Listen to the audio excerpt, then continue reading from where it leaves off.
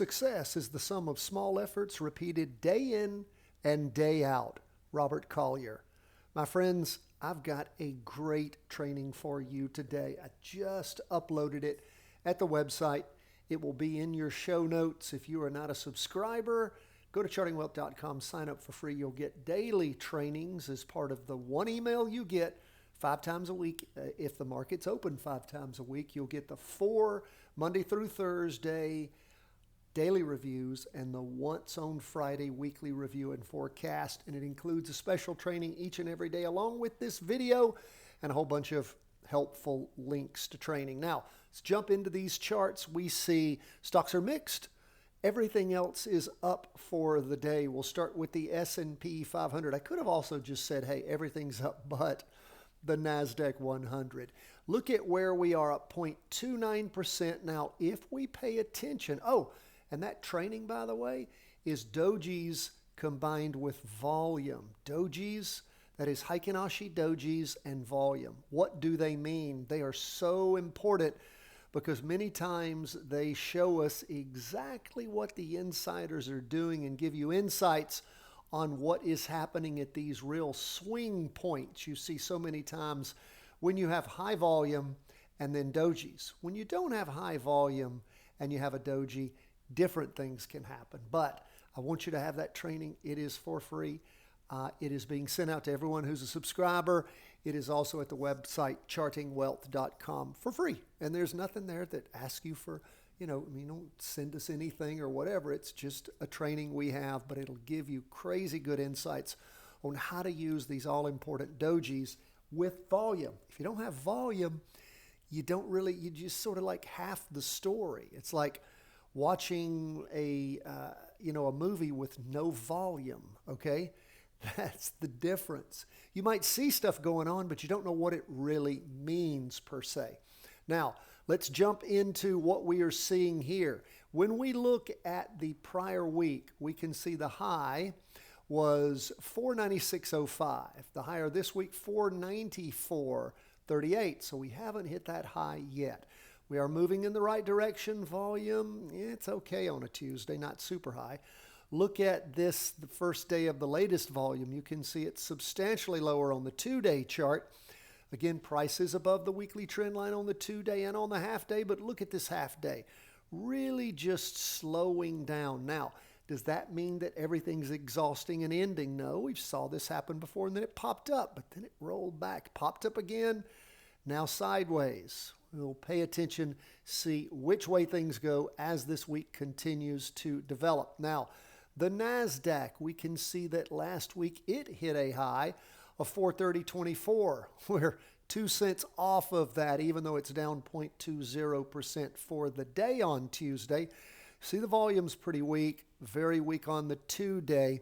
But again, we'll keep an eye on things. Look at this half day where it really shot up there on Friday in the morning and afternoon, and then really hasn't done much since then, rolling down on Tuesday. So we will pay close attention as to where things are going, seeing if stocks are getting exhausted or not.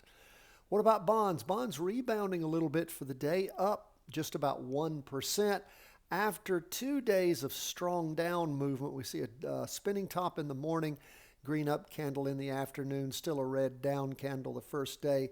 Volume's pretty low. It's pretty low too, 2 days in on the weekly. So again, still above that down trend line, looking some way to reset that, which is awfully hard to do with a green spinning top that pushed through last week, and now it looks like it's loading up to move down again. So we'll see. Remember, we're not going to make our entry decisions until Friday, okay? So just hang tight, be patient.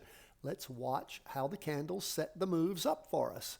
What's going on with gold? Well, gold up for the day 0.52%. You can see where it popped up in the morning and a little less in the afternoon after 2 days of down movement, primarily in the morning shooting down, and then that was on Friday and Monday. So we'll see where gold is going. Very similar to bonds. We had 3 weeks of down movement. Really, the most recent low was back on the week beginning the 16th of January. Then this last week, beginning the 29th of January, we had this odd spinning top here. A lot of movement on top, hitting, of course, the ceiling that we've seen gold hit many times. So we're going to see if gold is going to renew its downward motion, or maybe it'll catch fire, blast through, and go to outer space. We don't know. Now, Bitcoin. Remember, I keep explaining this every day. I don't want to bore those who tune in every day. But those of you paying attention, we don't have XBTC or XBTF anymore. It is gone. So VanEck has changed over to a new HODL. This is because of all the stuff that's been going on with the spot Bitcoin ETFs, all that. So they closed out the old one, brought in a new one, which of course we don't have something that's very important to us except on this half-day chart, the average volume. Because if you look over here on volume, that 20 right there on all of our volume charts tells you that we have to have what? We have to have 20 periods. We don't have 20 weeks so far. We have 5 weeks, and we have 1, 2, 3, 4, 5, 6, 7, 8, 9, 10. Should have been able to figure that out with 5 weeks, huh? We have 10 2-day charts. So got to have double what we have on the 2-day and got to have, 20 on the weekly. So it's going to take 15 more weeks before we get that on the weekly. In the meantime, we'll be sort of scrolling back and forth between the 24-hour-a-day Bitcoin chart and HODL, which aren't all that different. We saw last week, looked like okay volume here. It's hard to tell without an average volume sign. Had a doji. This week, we have a spinning top. You can see movement on the top and bottom, a small candle. We look at where things are on the 24-hour-a-day Bitcoin chart, a little bit different. Had 2 weeks of down movement. Last week, a green up candle. This week, a green up candle. High last week was $43,853. This week, $43,515. So we're a little bit off this week. Was up 1.18%. That's where we are on the 24-hour-a-day Bitcoin chart right now. HODL, the ETF charting Bitcoin, up 1.48%. So where is Bitcoin? What is it doing? Well, we're looking to see if it's actually going to recover and take off again. We did have nice higher than average volume on that most recent down move, and then things switched over last week. Didn't have a doji to send us off, but we don't necessarily have a lot of dojis in Bitcoin anyway.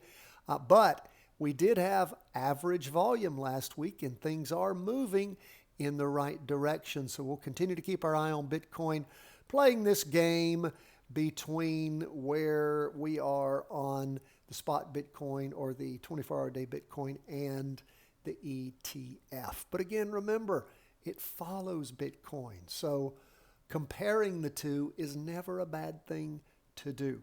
God bless, my friends. All the best from the whole team at Charting Wealth World Headquarters.